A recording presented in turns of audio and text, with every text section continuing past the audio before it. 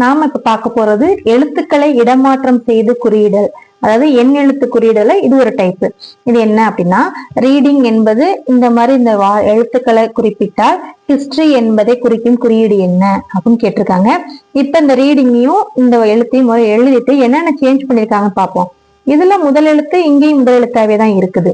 இதுல கடைசி எழுத்தும் கடைசி எழுத்தாவே தான் இருக்குது. என்ன மாறி இருக்குன்னு பார்த்தோம்னா, இங்க உள்ள இரண்டாம் எழுத்து கடைசியிலிருந்து இரண்டாம் எழுத்தா இருக்குது. கடைசியில இருந்து இரண்டாம் எழுத்து முதல் இரண்டாம் எழுத்தாக இருக்குது. இங்க முதலிலிருந்து மூன்றாவது எழுத்து கடைசியிலிருந்து மூன்றாவது எழுத்தா இருக்குது. கடைசியிலிருந்து மூன்றாவது எழுத்து இங்க ஆரம்பத்தில இருந்த மூன்றாவது எழுத்தா இருக்குது.